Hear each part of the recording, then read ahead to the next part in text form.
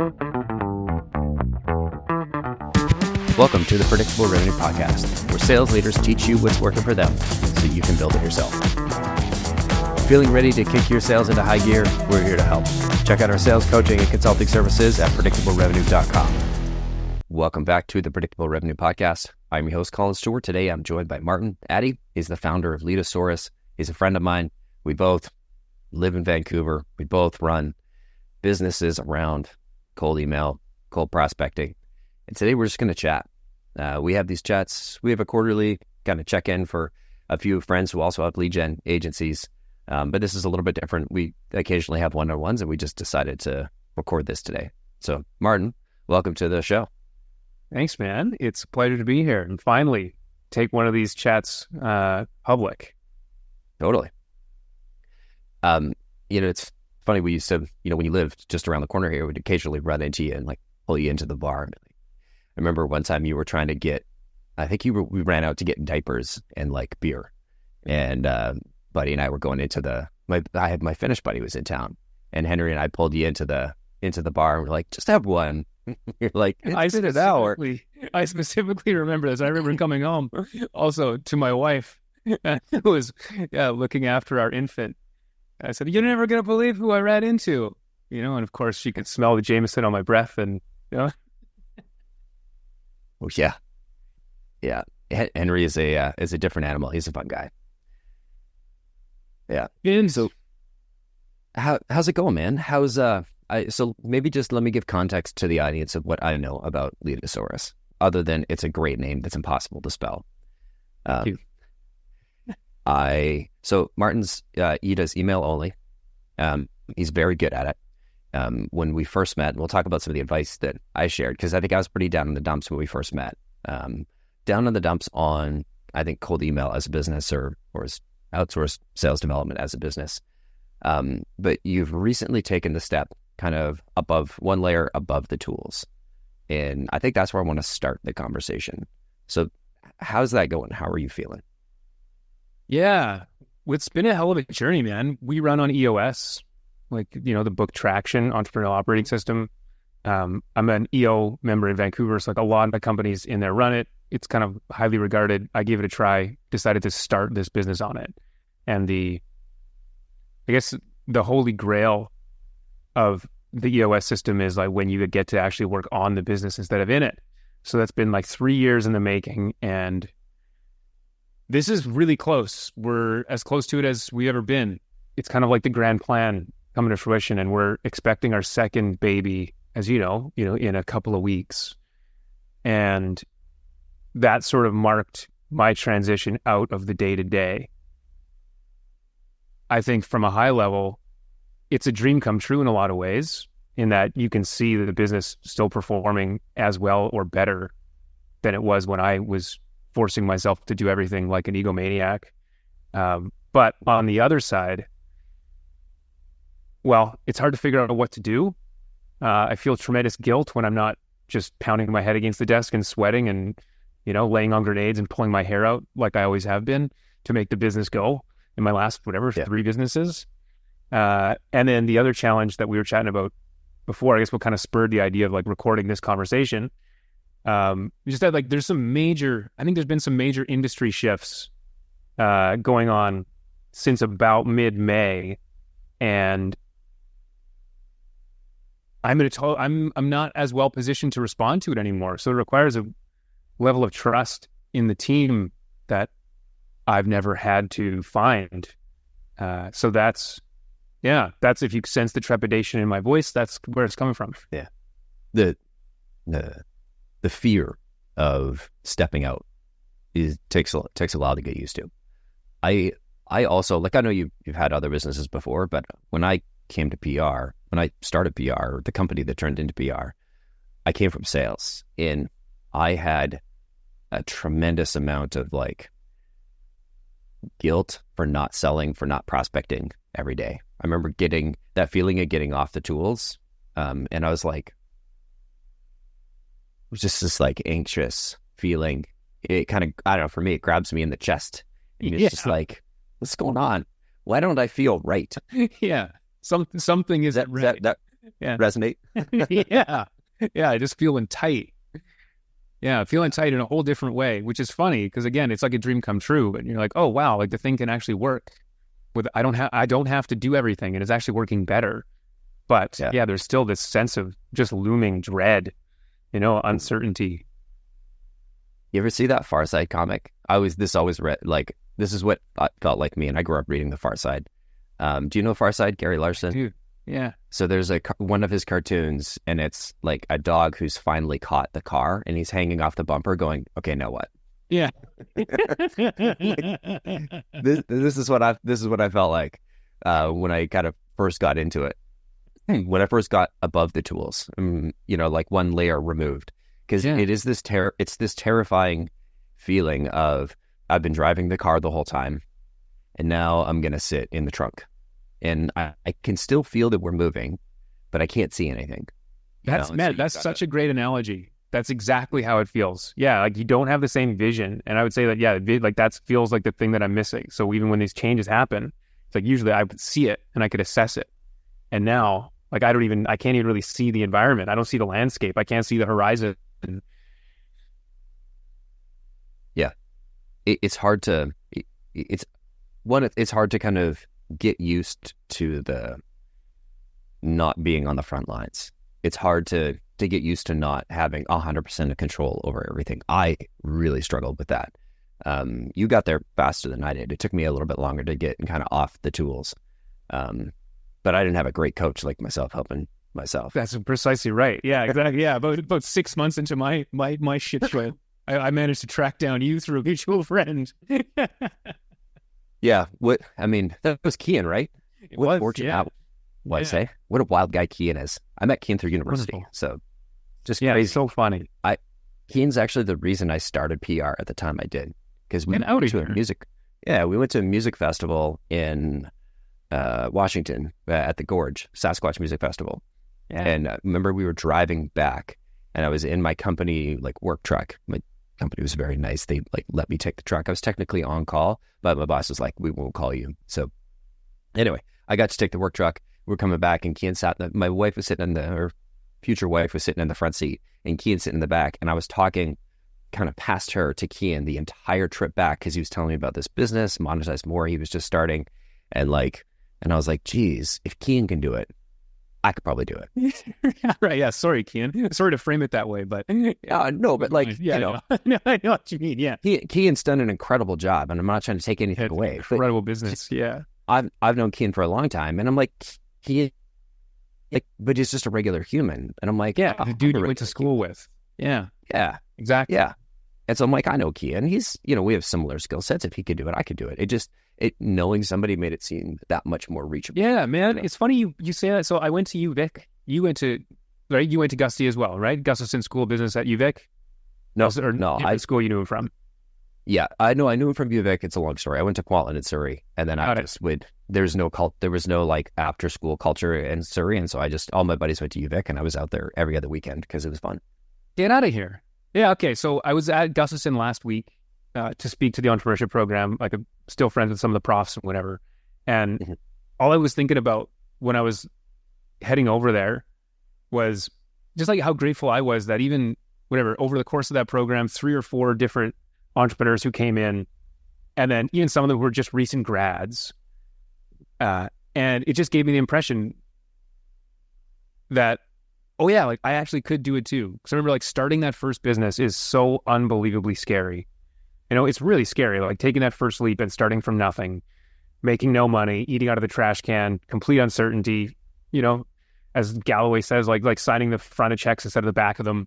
It's a really weird sensation, and I would that's all I could think about was the biggest favor I could do these is not to try to be some guru and give people advice, but just give them the idea that I'm just a normal dude who was in their seat 7 years ago or 8 years ago, sitting in this very room, with this very prof, and then, you can do it too. Yeah. Incredible. Amazing that you're going there. Amazing that you're contributing and giving back. I want to bring it back to kind of getting that layer off the tools. I'm curious,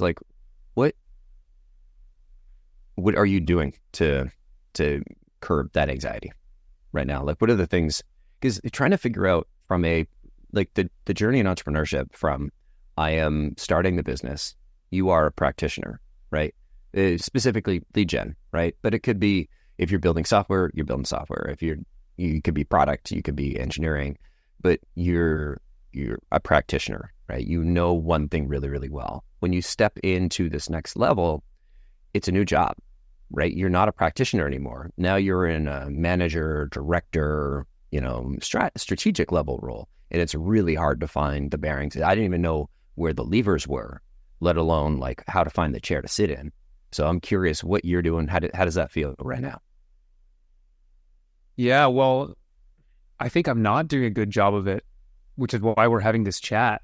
Like Everybody feels that way. You probably, yeah, right. Exactly. Like I've never been like every entrepreneur. I'm not immune to the natural roller coaster of alternating between, sheer elation and utter despair. Although the peaks and valleys certainly get lower or more manageable, I would find over time, or you just know that, yeah, it's fine, it's going to pass. But this time, that's just a roller coaster. Right? Yeah, exactly. It's just I'm buckled in. Yeah, it'll be all right. But this time, I think I'm not. I've been trying to, this week, I was thinking about an analogy for businesses that aren't digital, like what I would do. Like say I was in any of my first jobs, if I was feeling the way that I am now, I would walk the shop floor. I'm like, okay, go talk to everyone. Go talk to all the customers. Go talk to all your employees. Go look at the things being made. Go walk through the sausage factory and see how everything's going. Because I think that's harder to do in a digital business. And a lot of us now who work online, like we don't have physical things we can hold in our hand. We can't watch the process unfold in 3D space in front of us. So I've been trying to think about how to do that in the digital. Like, what would it look like? Like, am I going into accounts and looking at campaigns? I don't want to step on the toes of our finally liberated people, as I kind of like elevate out of the day to day, but finding ways to do that, like to either talk to customers, let the customers know that I'm here. I'm not managing accounts anymore, but I could still be there to support them if they need something, get a feel for how they're doing, talk to the employees, how are they doing? And then try to figure out what is it on the actual back end. And maybe you can shed a little light here. Like, how do you walk the shop floor, so to speak, to see what the hell's going on? Cool. If you think that's even a good idea. I think it's a great idea.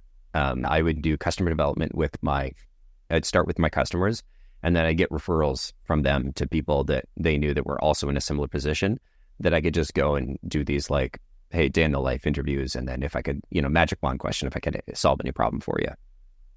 I try and do that once a year with all of our customers. I interview them. It naturally turns into like an annual check-in of like, how are things going? But that's not the purpose. The purpose is to like understand their whole world, not just how is this engagement going? Because what I'm really trying to understand is, does my service still have a strong position in the market? Is this service, is this product falling out of favor for one reason or the other? Right? Is there a new thing? And so I want to go up and beyond what is how are we doing, an annual check-in. And don't get me wrong, that still happens, but customer development is my version of walking the floor. I try to do it once a year. Can I tell you one thing I did in the early days that didn't work? Is when I first got out of the tools, what did Joel? I had a mentor. His name was Joel, and he's amazing. I would abdicate responsibility. Right. I was like, I'm up now. I'm a fucking king, and like everybody else just deal with your shit. You having a problem? That's your problem. That's not my problem. I elevated and I detached. And I'm not feeling that, Colin. That's like, I'm feeling the anxiety of not doing that. And I know, because I remember in my first business, I did exactly that. And it was so unbelievably costly. We really quickly hired everybody, we scaled the company in air quotes. Yeah. And then we let them go. And then we had $600,000 of debt to figure out how to pay. Yeah. No, I can't relate to that at all. Yeah. Yeah. it is so hard to like elevate, go up a role, but not detach from it. Well, I think that you highlighted one thing. If I can piggyback off of something you said that resonated, like you were talking about basically this future looking. Like one of the big changes that I'm experiencing now is I'm way more aware of problems that are further away temporally, because I'm not solving these problems of the day or the week anymore. It's like now I'm all of a sudden aware of all these new risks, like channel risk and platform risk and economic risk, right? And there's all these kind of like much bigger picture issues that I guess I now have the luxury, so to speak, of worrying about and looking at a way further, right? It's like you said something about just, I don't know, being able to look forward looking and to see, is your product still well positioned for the future? You know, I think there's something in there. There's something in there. I think every business is by nature temporary, right? I can't remember I've read this somewhere the other day, but we're all just a collection of our successes and failures, right? And the profitable, successful ones just happen to have more successes than they do failures, right? It's the peaks and troughs on a roller coaster. There's going to be ups and downs. I can't tell you if it's the same up and down, if it's the same 100 feet or 100 meters of elevation, we're going up and down, or if the elevations are bigger. But I can tell you 12 years in, that feeling that you get, that falling feeling the first time you're on a roller coaster and it finally, goes over the crest and you're like on the way down, that feeling gets less intense. I remember in the first couple of years, it felt like, how like babies feel like they're trying to kill themselves, like they're not actually like suicidal, but just like they don't have the wherewithal to understand, be like, that's going to kill me. That's going to kill me. And so you're just like, you're playing zone defense and trying to make sure that this friggin' toddler doesn't just murder itself accidentally. Yeah, doing everything it possibly can to get in harm's way. Totally. And then as soon as you're like, okay, it's in a good spot, it punches you in the balls. And you're like, dang it, baby. And it kind of goes from that to, oh, okay, it's not trying to die every day. Maybe it does a dumb thing a week. And then maybe it does a dumb thing a month. Like the up and down. You're saying the number of dumb things, the frequency with which I do dumb things will decrease over time as I continue to elevate out of the business? Yes. Yeah. I'm saying it feels like the company's trying to kill itself instead of like daily. It's more like monthly or quarterly, existential crisis. That's good. Yeah. Yeah. So it gets less and less as the company gets, bigger. You've been there longer, and the feeling of like, oh my God, I'm gonna die. Well, I wonder how much of this do you think this sense is just that? It's like I've had this question, like, as you know, every 3 to 18 months things change in email deliverability. The rules change and we have to adapt in our space. Lead gen changes, and that's fine. We do it. This time feels a little different to me, but it's also the first one that I haven't been on the tools. So, like, is there a chance that I'm just catastrophizing? And that, yes, yeah, fuck, that would be good to know. Like, is it actually just seasonality, and June is often slow, and things pick up around the 7th of July after the American holiday, and then because that'd be really funny. I have a good laugh. Well, if that ends up being true, Colin, you and I can have a good laugh at my expense. Yeah. Yeah. And then read Noise by Daniel Kahneman. It talks about like bad decision making. And I've been, and I'm not trying to say as I pivot the whole fucking company 2 weeks before I have a baby. Yeah. I mean, we're in cool, like, sales development, right? Mathematically, statistically, almost everything that we're looking at is noise. When you look at the overall trends, when you look at the campaign basis, we could do A/B testing, but it is not anything that would stand up to any form of scientific rigor. Yeah, it really doesn't. And we try. And whether we're just deluding ourselves or doing the best we can with the very limited, primal kind of tools we have. Yeah. We're like cavemen walking around in the dark with, trying to create fire. He's like, oh, sparks over there. Trying. What happened? Why did that happen? I don't know. Yeah. All right, I Gronk. can tell you You get it? exactly. We write some story about it, right? Write some story in our head that kind of confirms the narrative. So that's interesting. So you think this could just be catastrophizing? I mean, I think even if the whole thing is going to shit, which I don't think it is, there's going to be natural ups and downs. There's going to be natural ups and downs of like, our accounts are going to be good, our accounts are going to be not good. You don't have a representative sample of the whole market, right? You don't have enough customers to say categorically shit's fucked, right? Yeah. You just don't have a big enough sample. It could be the randomness in the sample that you have. It could be the specific market that is represented. Like, say it's all of your customers are EO people from Vancouver, right? Like maybe Vancouver is just having a bad month. And maybe they're prospecting into, all these folks in Surrey, and Surrey is just off for the week, right? Like, Right. we don't know. And there's so many different angles and ways you could look at it. That one, there's a chance that it's randomness, and we don't want to overreact to randomness, noisy data.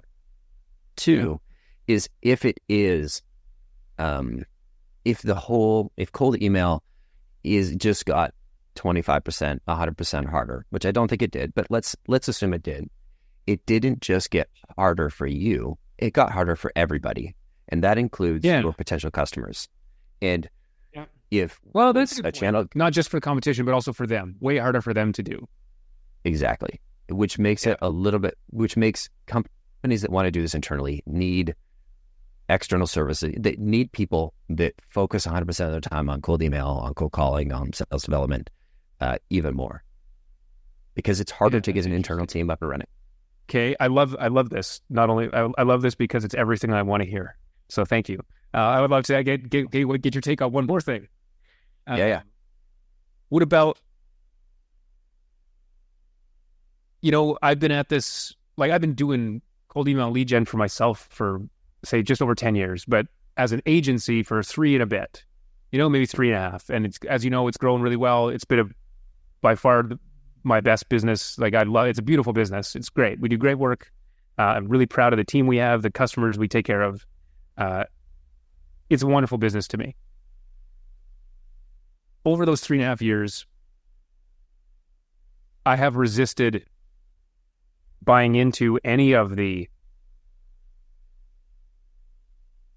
doom, kind of like the doom apocalypse, death of cold email folks, death of lead gen. Like cold calling is dead. Cold calling's been dead since the 70s now, and it's coming back to life every year. It's like there's still a lot of cold calls. They still work, right? So I've always resisted that. This is the first time I've really actually probably swallowed the hook, if that's what it is.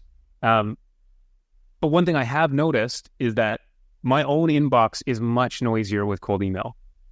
And I've always dismissed that because our customers have said, I'm like, yeah, but you're just not doing it. You're not doing that. You're not doing a great job of it. It's like you still reply to good cold email. And like our mission, our job as your agency is to send emails people want to read, and if we do that, which I believe we do, it's going to work. But we have seen a drop in reply rates, and we have seen, anecdotally, I've seen my own inbox become much noisier with bad cold email. What do you think? What is about this? Well,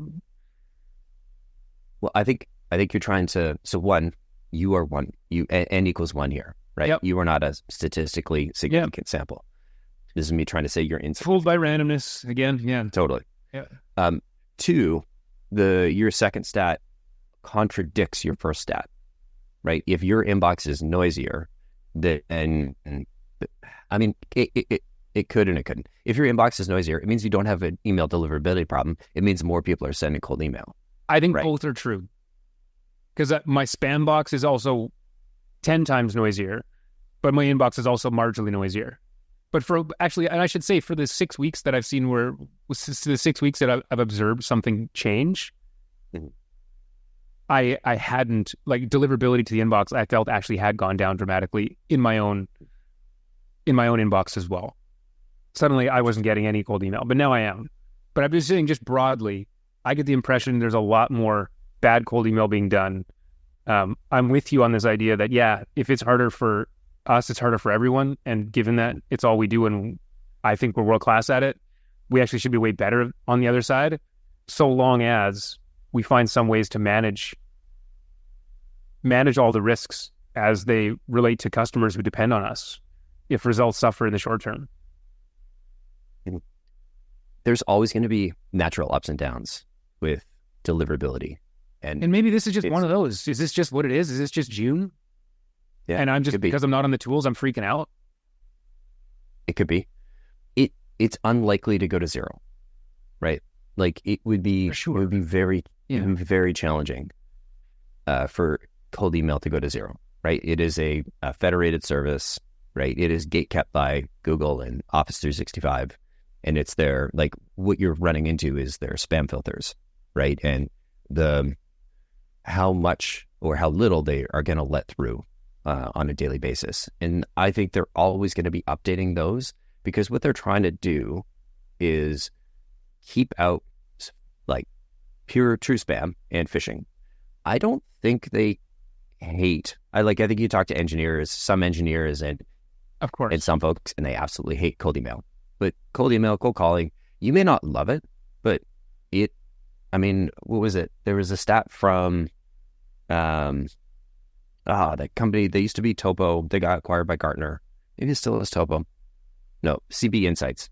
And they did a survey, and I think around 30% of venture-backed companies rely on sales development for its sales development accounts for 30% of total revenue at SaaS companies surveyed. Yeah, it kind of makes the world go round. At least like every business I've ever been a part of or known intimately. So it's not going away. Like, it's cold email, cold calling is never going to go away. There are going to be undulations up and down, and Google's always going to be reacting, trying to keep out the bad actors. I don't think cold email from a business to business perspective is a bad actor. I get that it's not wanted by some people, and I get that it has a bad reputation, and I get that,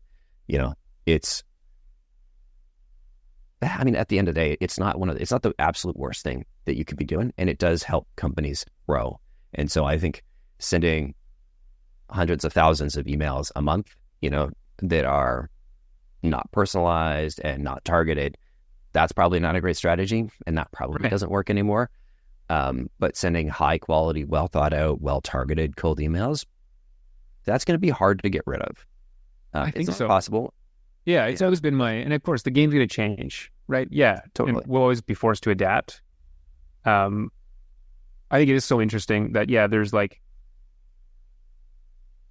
there is a certain ick factor in our industry, which is largely, again, like Prince of Nigeria folks, or straight phishing, or just cold email done really poorly in the B2B sense. I think that gives this impression of what it is, right? But I think you actually can send emails people want to read, at least Probably 5 to 10 times the number of people want to read compared with bad cold email, and yeah, it makes the world go around, and we can spin yarn, I guess, all day. But yeah, and you're right that at the end of the day, it's part of business, and sales teams need to function. The channel itself isn't going to go anywhere. There's a cat and mouse game that's always renewed. This time, I think, the cat was particularly unkind, and some years it is, other years it's been, we've had a really good run as the mice, underneath the paw of Google and Outlook and, what have you. Maybe right now, maybe that's just not the look. Maybe there's also seasonality, as you say, or perhaps, again, I'm just catastrophizing and being with it being my first deliverability crisis, in air quotes, that I've seen from not actually being on the tools and experiencing it. Maybe I think it's something it's not. I think it would be very challenging. I think you'd have to have a very large data set to rule out the fact that it wasn't just like a cluster of your customers, or, it was just a time, June was slow. I talked to a lot of companies in lead gen and outside of lead gen, and June was a slow month, for replies, for traffic, for leads coming in. Anecdotally, like our top of funnel leads are normally really consistent, and June was, I think, our worst month of the year. Yeah, interesting. June was definitely our worst in terms of lead gen for customers. It was definitely our worst month.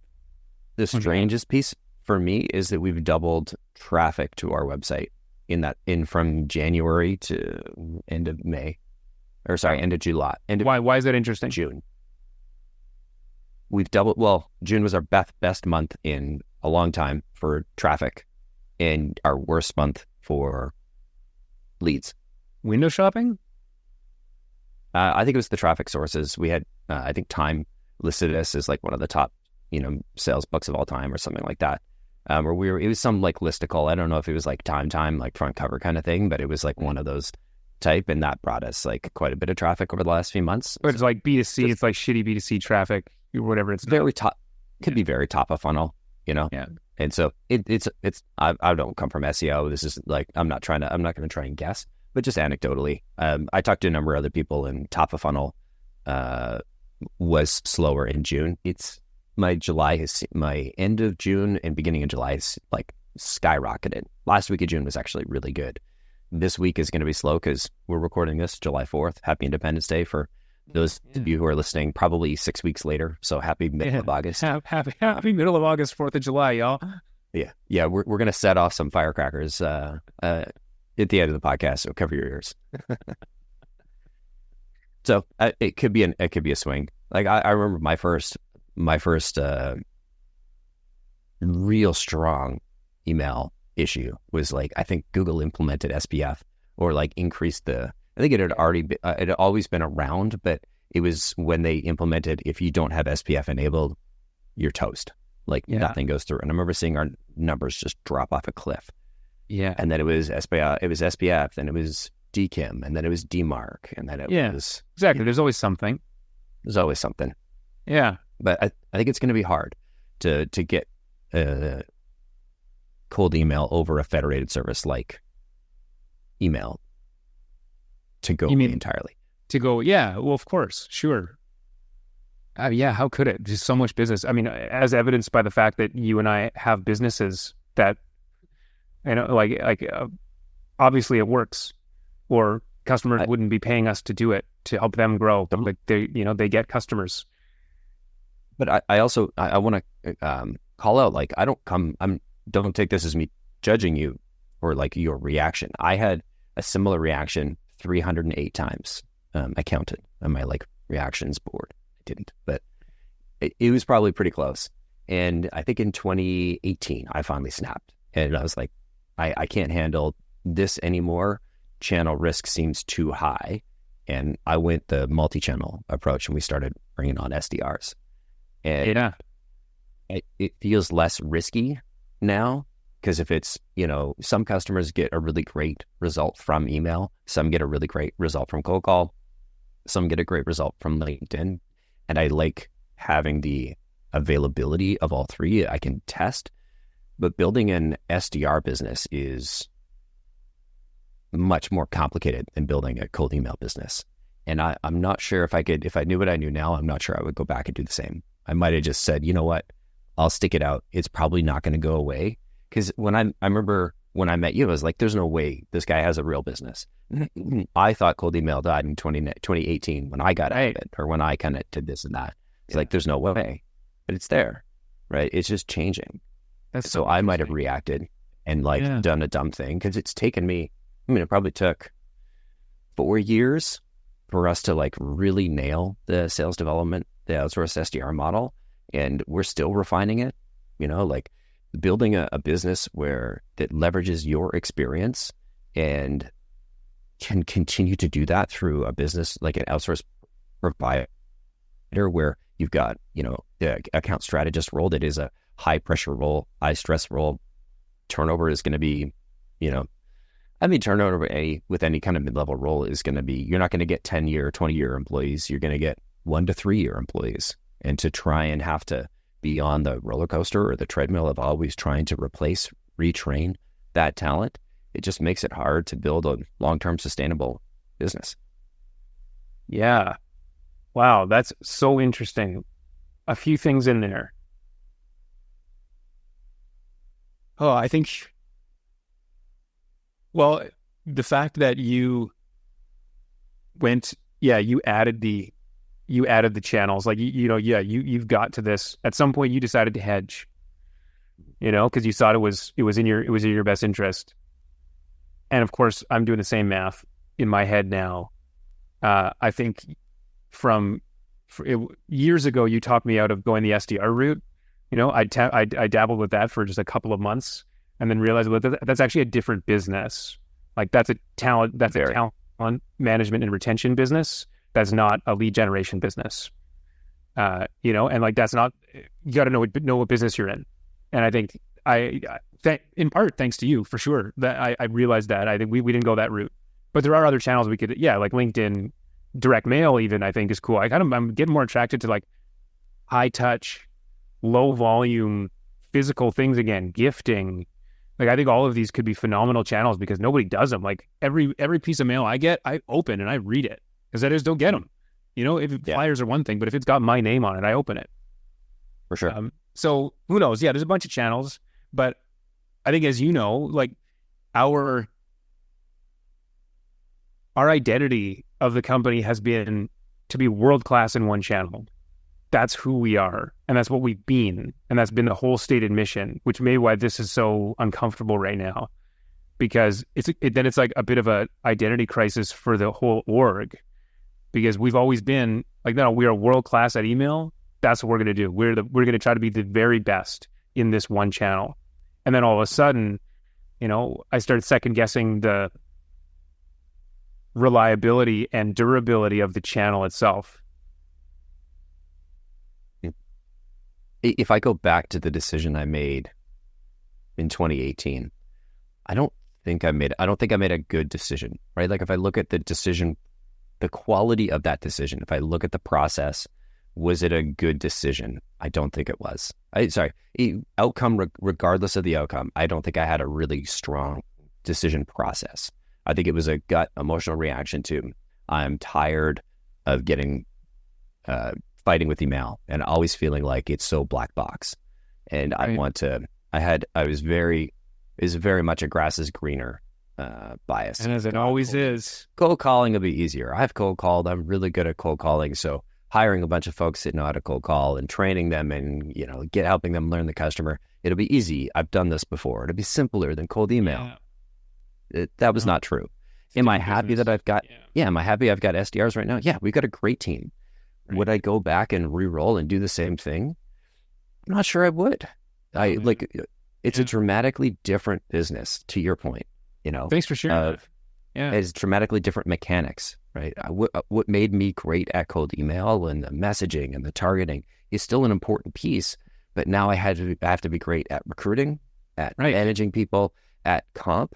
At exactly incentives. I think that's half the game, right? In talent, in ultimately talent businesses, like incentives alone, there's textbooks written on that. Yep. Yeah. And that's further away from lead gen. Yep. And so it is just a much, much broader, and I'm not trying to talk you out of it. I'm not trying to say that you shouldn't do it. I'm saying we're not putting SDRs on the table anyway. Don't worry about it.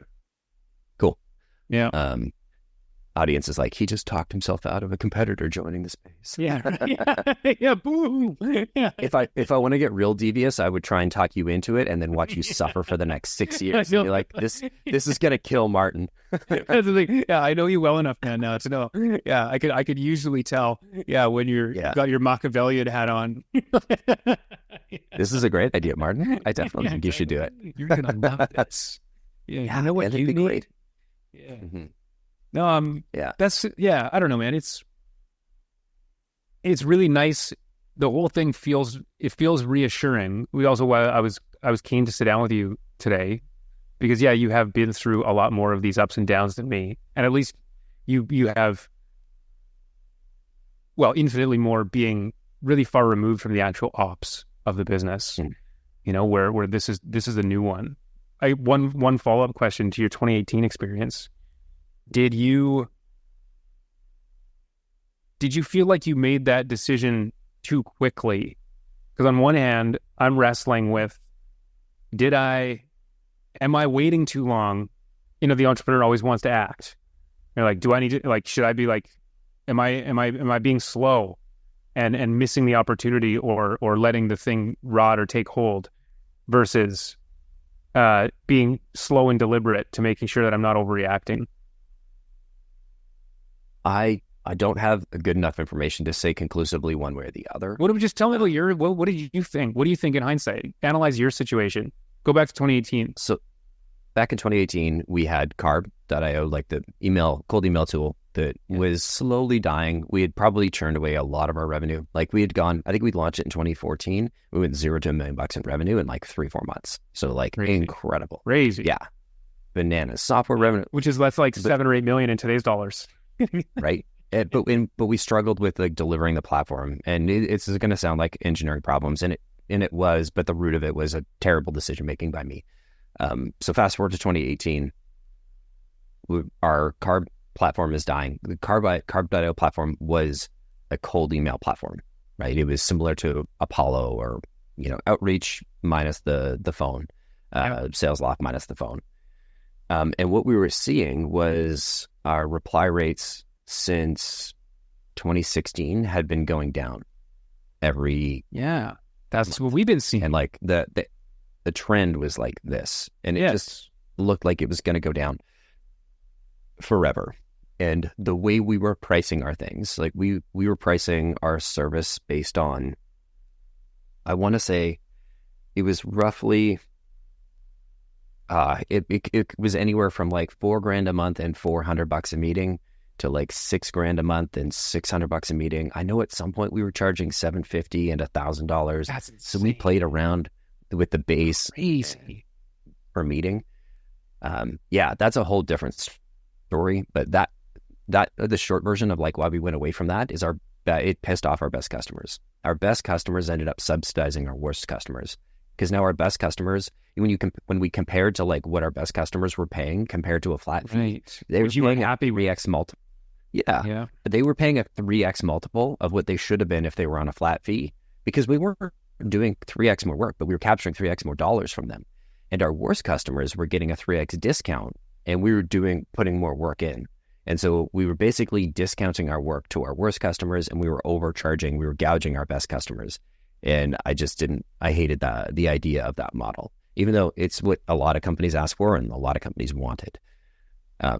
And so when I come back to this model, this price per meeting, we were sending so much email that we were doing some things that we were sending lots of emails, like lots and lots of emails. Right. So you're saying like how much of that was internal?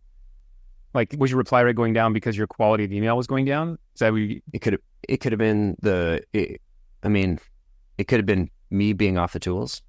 It definitely was the industry as a whole seeing cold email benchmarks decreasing. Like that, we know conclusively is true. How much of it was related to the quality of my process, the quality of my management infrastructure, right? Like the quality of the training that people were receiving. What was the culture like at the time? These are 4 different layers that could have been impacting all those things.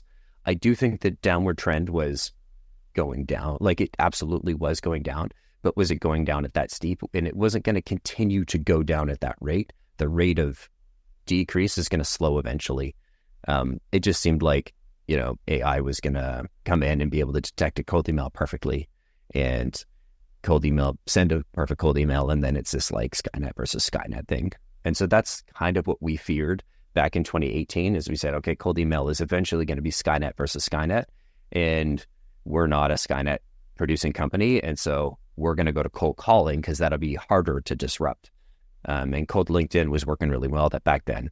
And so, that was the decision, but it was based off of, we were looking at our metrics for the year, and the aggregate metrics and performance over time was decreasing to a point where we didn't feel like we could continue to run the service profitably based on the numbers. Do you think like we had one customer quickly? It's hard to say. Well, you said you thought your decision-making process was weak in that somehow, or it was more gut reactions of it. What specific parts of it do you think were weak or guttural?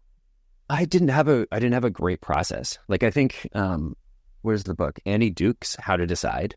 I read that a couple years ago, and that it provides a framework for the questions that you should ask. Like the reason I'm not happy with the decision process is I was not thorough. So I think I both reacted too quickly and took too long. It was I reacted too quickly because it was a snap emotional judgment based off of a dashboard, a report that somebody put together on our email, right? And so in some ways, I wasn't like, I was thinking about it and complaining about it, and then finally somebody put a report together and I went, yeah, sure. So the decision process was really short, but we talked about it for a long time, but we weren't exceptionally thorough. And I wish I was more thorough in my decision-making process. I wish I asked Would you have done to be more thorough?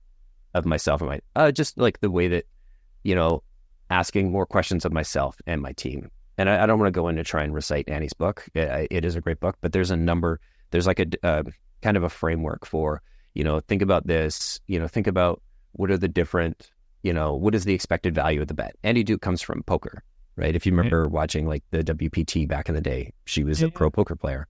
She's also got a degree in, a PhD in something. I'm drawing a blank on it right now. But it's a great read, and it's got kind of a bit of a process for that. If you're looking for a shortcut, think about an Amazon 6-pager. Look up an Amazon 6-pager template. It's a very, very similar vibe to it. It forces you to lay out your argument and then defend it in a number of different ways and lay out what are the different alternatives and think through what are the second and third order consequences of this decision and like what could make this go wrong, right? Like it's a very thorough process. Whereas I looked at a single dashboard, I went, that scares me. I don't like it. I'm going to make a change. Right. Yeah. Well, it's interesting, like how many of these decisions can come from the fear or scarcity kind of place, not to get too woo about it. But I think that, at the end of the day, we're just chimps in suits, and we can certainly fall victim to, the hindbrain, the fast brain, when it's like, fire hot, reply rate. Yep. Oh, graph, scary. Yeah. Let's do something different. Yeah. Yeah. Cause I want to resist overreacting. Yeah. I think it's important to think about like the camera analogy, right? Like you are the lens, you're the sensor, right? And think about like a mirrorless or DSLR camera. You can put a lens on it, right? And that's going to change, how the picture looks. You can also put a filter on the top of that lens. And in this case, you could have multiple layers. You could have multiple different lenses and things that you're looking at this picture through, right? So great analogy.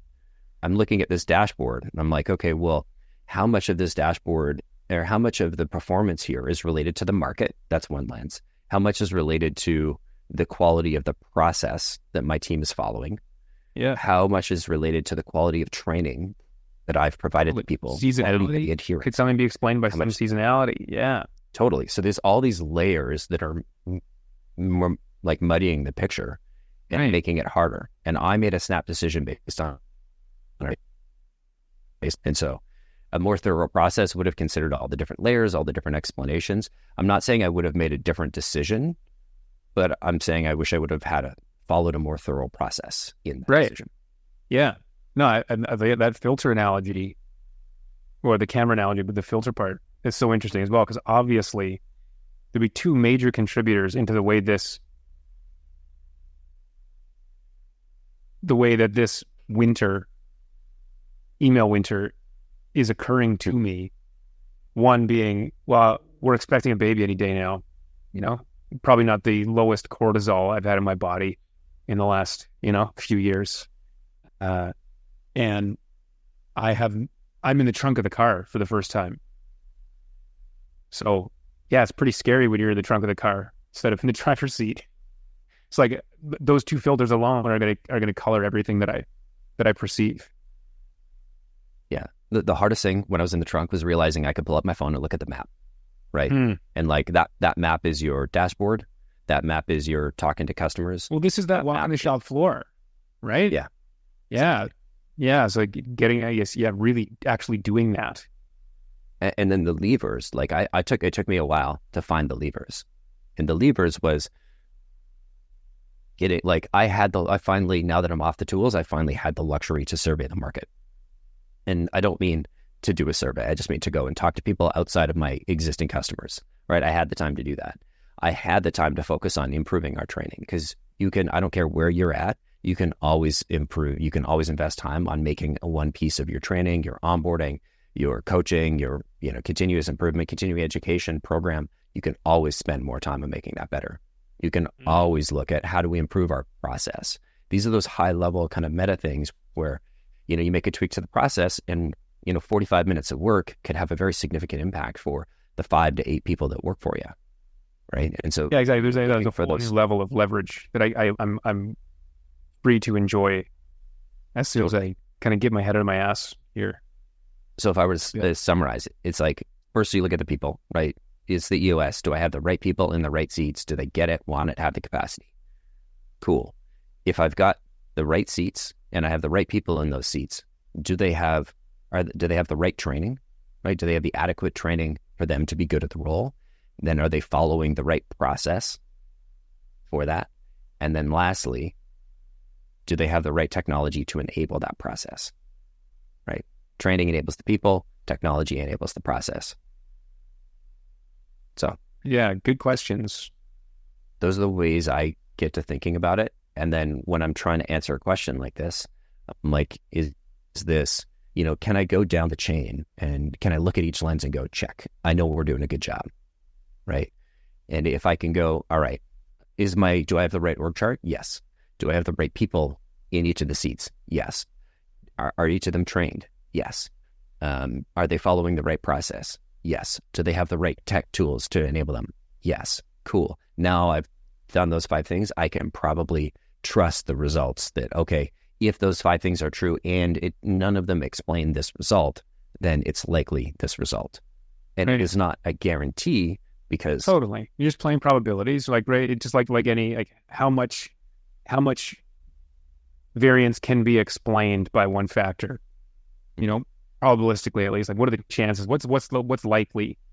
Yeah, because the other piece too is like, I know when we look at, like, it's right around the 7th of July. Generally, the trend annually, if you forget about absolute numbers, but the trend annually that we've observed in reply rate, lead rate, just general performance is July.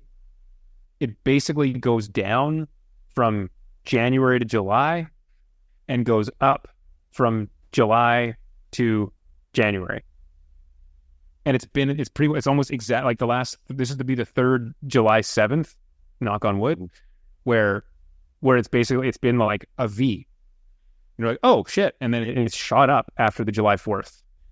So hopefully, but again, so you're saying email, like hoping is a strategy. Yeah. Scary. What I'm hearing is like email performance, email reply rates are tightly correlated to like summer, winter solstice. Seem to be. It's all the moon, baby. That is exactly what I'm saying. It is exactly. Colin, you must be a Virgo moon. I don't know what that means. Yes, you do. Yeah, don't worry, the listeners do. Yeah, maybe, but I mean, yeah, I've seen similar. There's little undulations here and there, like totally, but just as a general American Thanksgiving trend, it's what we've seen. Yeah, yeah. If you zoom out and look at the whole year, and put an arc to it, that's what the year seems to look like. Yeah, for us, for sure. Yeah. So you're gonna be okay. Thanks, man. It's gonna be hard, but it's nothing you haven't dealt with before. But it always is hard. It's just a new kind of hard now. It's just really weird because it's hard in all the ways that I didn't expect it to be, I guess. Like, it's usually hard in I have to stay up all night, and and now it's hard in like how do you at the same time let your team know that you are there and to support them and know they're going through something difficult without doing anything to signal that you don't trust them to do it? It's like, well, that's a hard problem that I haven't really had to solve so much, which again feels kind of like kindergarten cop to say it out loud, but it's true. Because really, in all my other businesses, we pretended to do it. We never did that well. If